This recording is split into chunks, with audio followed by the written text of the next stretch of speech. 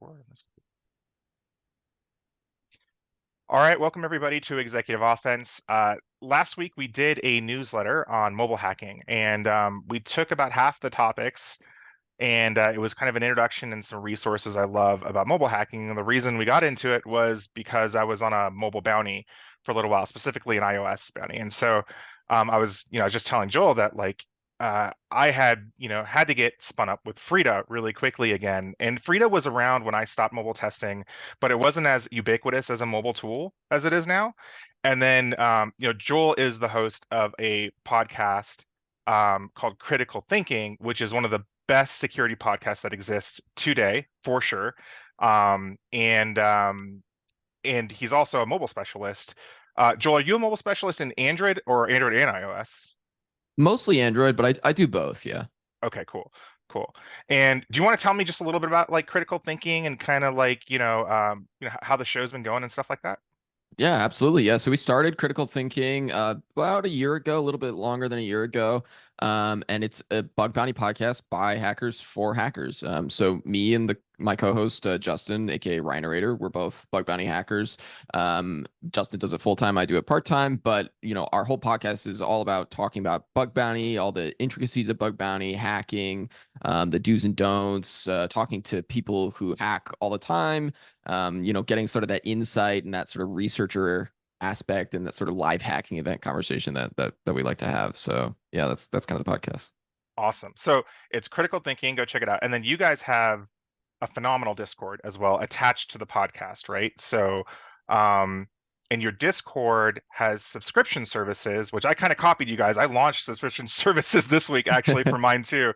But Awesome. Critical Thinkers is, I don't think I've seen, like other than kind of private Discords that I've been a part of with bug bounty hunters, a lot of people talk that openly as well as it be that technical of a crowd. You want to talk a little bit about kind of the Discord and stuff? Yeah, absolutely. So our Discord is sort of it's free, anybody can join, but there are paid tiers, like you said. So the subscription tiers give you access to exclusive channels and exclusive content. So we have our Critical Thinkers channel, like you mentioned, that's our top tier. And the people who are in there are constantly talking about like, hey, here's this tool that I've created, here's this, unique insight that I've had. Hey, I'm having this problem with this bug, et cetera, et cetera. And we also share exclusive content in there. So we've done, as you said, a masterclass. We did a Frida masterclass that I ran a couple weeks ago, specifically targeted around using Frida on Android, how to be effective with it, and it was just for our critical thinkers. We also just did another masterclass recently last week with Justin, all about client side path reversal and all sorts of really fun stuff. So if you are interested in that kind of content, you can come check out our Discord. It's ctbb.show/discord. And that'll take you right to the join link. And yeah, we'd love to see new faces in there, and we love to share hacking content. That's awesome. That's so cool. Yeah, I was talking to somebody the other day. This is definitely or like a rabbit hole we're going to go down, but they were talking about there's so much more training these days, and they were kind of talking about it as like a negative. And I was like, actually I love it, because like it means that there's not just a couple choices for trainers these days, and there's a lot more practitioners turning into trainers who actually do the work every day, and they're building these micro classes or subscription discords or whatever. And it's like, that's what I want to learn from, right? I want to learn from those people because it's highly technical and relevant to like today. Yeah, absolutely. I feel like a lot of content creators have been doing this, like YouTubers and stuff would have like a Patreon or something so that they could share more exclusive content with their audience. And there wasn't really a content creator space for hackers for a long time. There's a couple really, figureheads who were making stuff, but nobody had really done it. And so I think it was a really good opportunity for us to sort of, try and seize that opportunity and share the information with the exclusive community that we have. And it's really awesome, the people that we get to have the conversations with and all the stuff that we get to share. Very cool. All right, so today's topic is mobile hacking, and so the reason I called you and I hit you up on Discord was basically that that masterclass was great. So in that masterclass you went through a whole bunch of stuff. One of the most useful things being how to hook different functions and classes, as well as using Frida, and then also like how to get past like hardcore certificate pinning was really useful. That's usually a big problem people have with modern mobile applications. And so the questions I started asking myself when I jumped back into it was, and I'm going to date myself, and it's cool. I'm cool with being old, but when I was mobile hacking, a lot of the vulnerabilities, there were still quite a few vulnerabilities on the client side, right? Meaning that there Yeah. was a lot of hard-coded secrets. There was a lot of intents and protocol handlers that existed that could be fuzzed and crash the app, based on input that they got from the user, or that another phone or a website could pass to the intent and crash and stuff like that. And has that, I know that you're a current practitioner doing this. Is that still the case today, or is that kind of dropped off a little bit, as time has progressed? Yeah, so a lot of that still is kind of there. So as you said, there is sort of that like there's two aspects to it, right? There's like the server like API side, which is like removing SERP pinning and looking at what API calls in HTTP the app is doing. And then there's like actual app level vulnerabilities, and they're almost two completely separate like beasts because Yeah. one you can basically jump into with web hacking experience, and the other one you're gonna want like knowledge of how to write Android apps and some development experience and how to read code and all that kind of stuff. But it is a lot of what you said. So I have some personal scripts that I like to use that basically will parse the Android manifest because it's all XML, and it Hmm. looks for these Android exported attributes on any of the components within the Android manifest. And if any of them are exported, those are things that I'm going to look at. Yeah. In addition to that, I like to look at the URL schemas that are on any components as other entry points. So those are sort of like my two main entry points would be anything that's exported, meaning I can hit it from another app, and Yep. anything that has a schema handler that would mean I can potentially even hit it from a browser and get it to open automatically. And then from there, it's a lot of free to like you said. So uh, I mean, how deep do you want me to go on this? No, no, let's go. Let's go. I mean, this is actually part two, which is supposed to be the deeper one. So, and then I'll probably be done with mobile for a little while. But yeah, let's go. Yeah. Cool. Yeah. So when it comes to external or externally exposed intents, meaning any intent or activity or component or whatever that's exposed, the first thing that I'm doing is I'm looking at that class and I'm looking at the entry point function. Usually that's on create, on resume, something like that. When it gets created, it's going to automatically run. And within there, I'm looking for things like get intent, Mhm. which are going to be getting the actual raw intent and starting to parse it, either take a URL from it or get some data from the extras that are attached to that intent. And those are going to be like the main entry points. So whether it's crashing it, there's a lot of different scenarios depending on what you're looking at. One of the great resources that I like is the oversecured blogs. So Sergey Toshin, aka Baggy Pro, he's a really amazing mobile hacker. He has his own company called Oversecured, and they do mobile security analysis. And one of the things that they do is they have this amazing, series of blog posts basically that have been put out publicly that talk about all sorts of different vulnerabilities that you can find within Android, whether it's on web views or file providers or content, receivers or anything like it. There's a huge detailed blog post about every single one. Mhm. And whenever I'm looking at something and I want to make sure that I checked sort of every single box, I'll pull up one of those articles and I'll go through it and I'll check. So if I'm in a web view and I have access to that web view, but I'm having trouble escalating it, Mhm. I'll look at his blog post and I'll go through it and I'll check and see, are there things that I've missed here? Because for example, for web view, I'm going to be looking at JavaScript interfaces. I'm going to be Yeah. looking at file providers. I'm going to be looking at any sort of file access, maybe insecurely configured web view. Maybe it has access to files, Mhm. stuff like that, right? So there's sort of like a checklist that I like to go through, and those blog posts are really, really good references for that because they also show great examples. That's awesome. Yeah, I'll have to find those, or if you could send me the links, I'll put them in the notes. Absolutely. I've been dropping like, kind of the stuff I looked at, but that'd be great. So, question I have for you is, the landscape of the development of mobile apps, I mean, I guess specifically Android kind of is like, your jam, and, maybe some iOS stuff too. Are they more hybrid web packaged, things? Like I know that like Space Raccoon and I think it was Shubs did some research about like basically like they had to like use like pretty hardcore like Java deobfuscation and unpacking Webpack to like get to a lot of apps these days. And are those frameworks more common these days to have to assess something like that? Yeah, I would say that it's honestly a little discouraging because what I see more and more now is especially React Native Yeah. is what I see, and on top of that, it's React Native compiled as Hermes bytecode. Oh. And so the Hermes is this whole JavaScript engine that Facebook or Meta created, and it's supposed to be more optimized, smaller files, all that kind of stuff. But what it's done is typically if you took an old React Native app and you decompiled it, you'd have just this giant JavaScript blob. It was Mhm. like index.android.bundle. And Yeah. it was, basically just a Webpack file, right? And you could look at it. It was much, JavaScript. So you could read it. It's just like evaluating any other JavaScript. Nowadays, with the Hermes bytecode, you can't easily decompile it. So you have to use a Hermes bytecode decompiler. And these are all like research paper level tools where they work pretty good, but they're still like not quite there. So you can get them to this like assembly level language, but getting it to JavaScript like that's fully readable is not, Mhm. it's mostly pseudocode. Yeah. And so you're seeing this more and more where developers are opting for, let's just write the app in JavaScript. It'll be way easier. It's more Yeah. uniform. And then we'll compile it down to Hermes bytecode. It's small. We just distribute that and it's all said and done and it works across platform and all that. Yep. But from a hacking perspective, it's significantly more difficult to break through that barrier and actually like, see what's going on. And oftentimes when I see something like that, I can't even really look at the app level vulnerabilities. I can't look for intents and that kind of stuff because it's very hard to figure out how that stuff is playing together. Instead, I just look at the API Yeah. endpoints that The are being API. hit. And yeah, Yeah. exactly. What percentage would you say, like, of a mobile test, do you focus on the API versus the client side?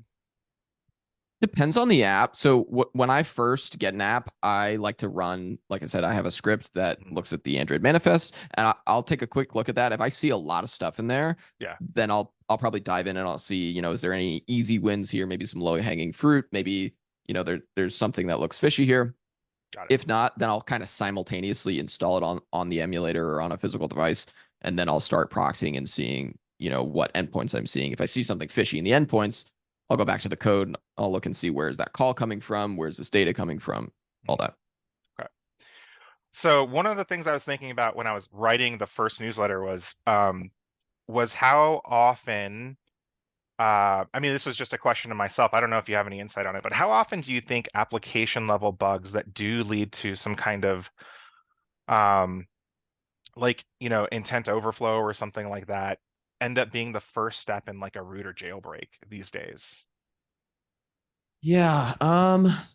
You know, I don't think it's as often as we'd like it to be. And I think Right. part of that is because often the root and jailbreak is more at a system level. Yeah. And so a lot of these vulnerabilities exist on user level applications. They might exist as well on system level applications, but the permissions access that those system apps have is not the same as like what you need for a root. Like typically you need something like kernel level Yeah. or even higher in order to properly, root or jailbreak.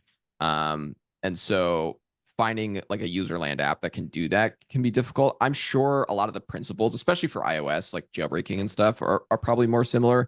I'm not as familiar with that level of stuff anymore. But Yeah. at least for Android, I think it's more just like flash a new bootloader and get it unlocked, and it's a lot Yeah. more straightforward, kind of Linuxy than the iOS is. Yeah. Yeah. That makes sense. Yeah. It was, I mean, I know there's been a couple that have started in user land and managed to go to, but usually it's like a system trusted app, like, it's got to be like Safari or some built-in, like, something on iOS. Right, like So the message yeah, the parsing or message something. parsing, yeah, exactly, or Yeah, some image parser that's built into, everything on the phone. So, right, right. um, okay, cool. So I want to pivot a little bit to like, okay, so there's a lot of there's a lot of testing harnesses these days to do mobile application testing. A couple that I like are MobSF. I think MobSF is good for like new mobile testers, right? Who've never done it before because it takes care of the decompilation for you. Yep, It gets you down to kind of the level where you can check for hard-coded secrets in stores, and then you can also reverse engineer out kind of like how the web API usually works. And then I would say the graduation for most people is like after you get to something like that, because normally we used to do that with like a whole bunch of JD tools or something like that, right? But yep, you can do it with yep. that framework. And then now the graduation is kind of Frida, which is we don't actually need to do a lot of that stuff with MobSF anymore. You can do it all with Frida.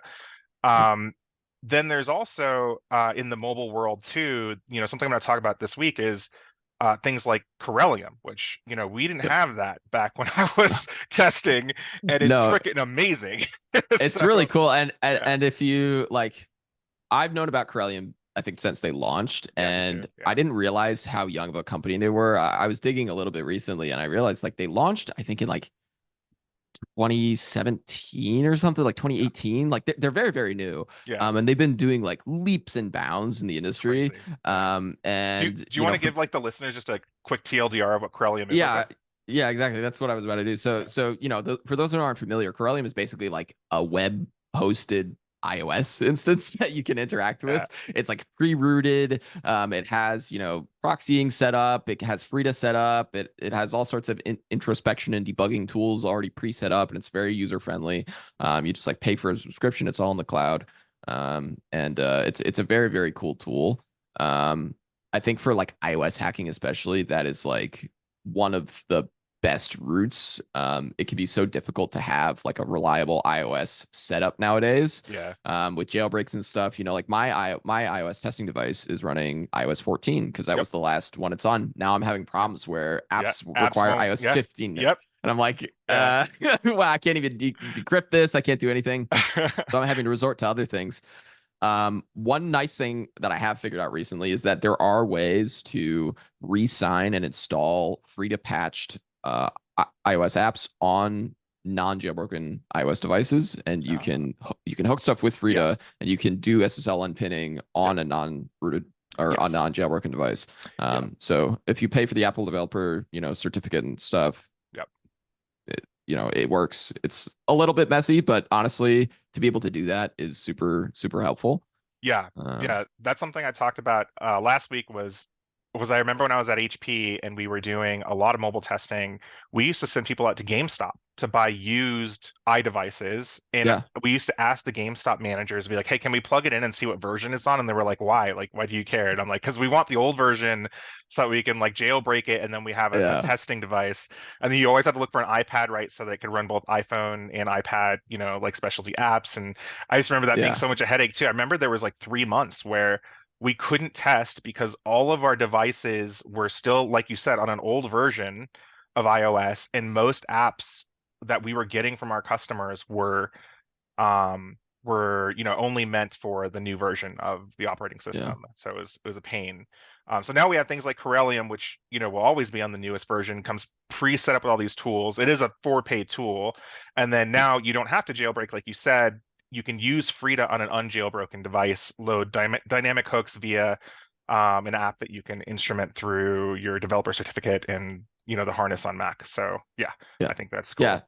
So with that, the whole like can we launch this in GameStop and stuff? So I've done some of that as well. Yeah. One little trick here. So for a long time, I don't know if you can still do this, but there's a syscall, this like M remap thing that iOS uses to decrypt the IPA files. When it takes the Mako, it's the actual syscall that it calls to decrypt it so that you have a decrypted IPA. And you can call this on basically any iOS device. And for a long time, you could do this even on Apple TVs. A lot of people don't buy Apple TVs, Right. so Apple TVs sit in stores, especially they sit and they have lots of old stock. And what you can Ah. do is you can go to an Apple store, you can buy one, and if you look on the box, there's a barcode. And the barcode, you can look it up. There's a tool online, and it'll tell you the date that the device was manufactured. And so you could Oh, see what version it ships with based on when it was the barcode. manufactured, because it's going to Ah, ship out of the factory with whatever yeah, version was out at that time. yeah, yeah. And so you can do that to date. Basically, you don't even have to open the box. If it's too new, you just return it, and you know exactly what version it's on until you get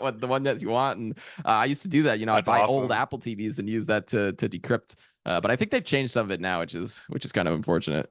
Interesting. I had never thought of that. That's so interesting. What was the interface when you're testing from an Apple TV? Are you hooking up your TV and just like testing the apps from there, or are Yeah, so you you? can jailbreak an Apple TV. So you Yeah, yeah. basically just SSH into it, and it's Okay. headless, So and mostly yeah, headless. Yeah. Okay. yeah. Cool. Very cool. Nice. Um, so one of the questions that I had, that I wanted to ask you was like, you know, with kind of your expertise, and you do a lot of, I think, bug bounty work on mobile stuff. Yeah. Do you think it's getting easier or harder to break into mobile apps in general? Um, with the technology, the way that the technology is moving, it's getting harder. Yeah. But with the information that's out there, it's definitely getting easier, right? So if you fast forward 5, 10, or sorry, rewind 5, 10 years ago, Yeah. the amount of information that was out there was extremely limited. I'm sure you're aware, like barely any blog posts. The ones that Yeah. were out there were like gold nuggets of Yeah. of Yeah. Yeah. information, and basically like there's nothing in between. Yeah. Now there's so much more information. Like Frida is like big and huge and has done so much research, and there's so much community and stuff around Frida. So many people using it. Yeah. Back in the day, there was exposed, there was Cydia substrate, and there was Yeah. a script, you know. So Yeah, that's like, it. That's it. yeah, Yeah. Yeah. and like none of them were great. No. And so now things are so much further than they used to be that I think it is easier on that front. The real challenge is finding an app that is like easy to hack on. Or like a target that's easy to hack on because so many of them are moving in this monolith direction of, Yeah. bytecode or hard to read stuff, and so many people put obfuscation on their apps. That's a whole other thing. Yeah. So yeah. And anti-debugging, like, yeah, Oh, yeah. it's nuts. Yeah, it's almost like you Yeah. have to do a whole test before you even get to the test. It's like, Yeah, like I'm testing a target right now. I won't say the name, but they use some pretty heavy APK obfuscation and anti-debugging tools. And you got to spend 6+ hours just like yeah. figuring out how to get past the anti-debugger, let Yeah. alone even then looking at the app. So yeah, it is quite a process sometimes. Do you think that leads to a false sense of security for developers, and so they may make more mistakes because they have all of those like little firewalls built in? Yes and no. Like from an engineering perspective, yeah, I think that's certainly the risk is that you have this walled garden Yeah. where you're like, oh, we have obfuscation, we don't need to do anything. And from a Yeah. Yeah. hacker's perspective, that's always the dream is like Yeah. as soon Yeah. as I get past this, Yeah. but then I find that because it's all backend code, right? So that it's almost like two separate things. It's like, yes, on one hand, maybe there's client level vulnerabilities because of all the app obfuscation, but the backend like APIs and stuff, if you're trying to get through the cert pinning and that's really hard, then like that's basically almost a whole separate code base and it's Yeah. probably separate engineers and stuff. So it might have the same level of security, unfortunately, Yeah. but it's kind of a trade-off. I think there is sort of that risk reward where the harder it is to get through something, the more reward there Yeah. potential there is, but it's Yeah, not for always sure. guaranteed. Yeah.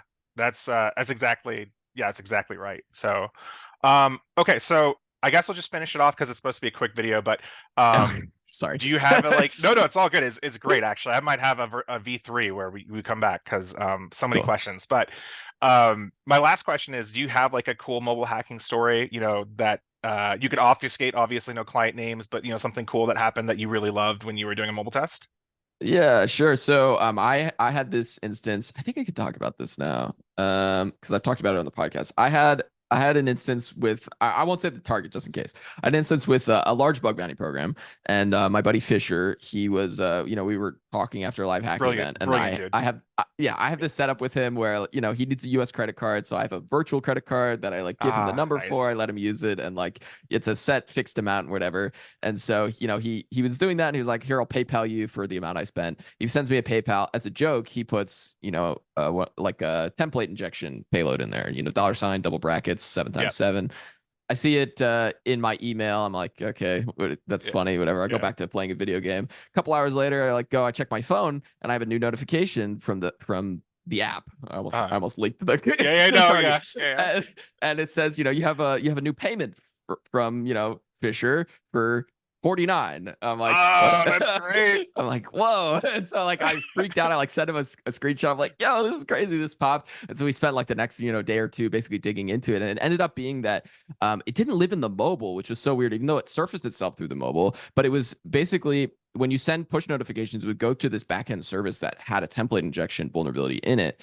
And Oh, only through the wow. mobile push notifications would that actually trigger. So when you'd send a push notification, it would like appear in your email completely normal. But then in the mobile app, we had to set up a Frida hook to receive the data in order to like actually exploit it. Oh, So wow. we did a file read, and the file read comes back as like an array of numbers in a push notification on the device. So we set up a Frida hook on the device to listen to the notification alert so that when it comes in, we can decode the actual data and actually fully exploit it. So Ah, yeah, very that was a cool. really fun one. That is really fun. Wow. That is awesome. And it's so like it definitely feels kind of like a Sam ZLZ story a little bit, right? Like putting the blind cross-site scripting payload in your Tesla and then forgetting about it and then like, I know. getting 10K or something like that, It's like so funny. You know, yeah. I remember Franz tweeted out, he's like, I have I think it's like an Apple TV or something on his network that's named as a XSS payload, so that Yeah. eventually one day it'll pop. I do Yeah. the same thing. Like I set That's like so random funny. devices, I just set their names to XSS payloads, and I hope that one day I just get a call back. That's great. What are you using to catch your blind XSS these days? Are you still using XSS Hunter or? Yeah, I've self-hosted XSS Okay, launcher. cool. Very Yeah. cool. Very cool.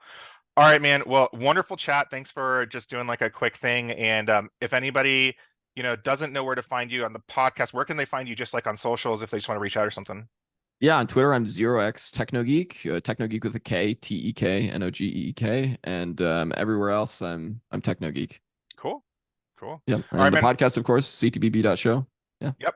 And I'll put links for everything in the newsletter. So, all right, man. awesome. Well, thank you so much, and we'll see you next time. Yeah, thanks for having me.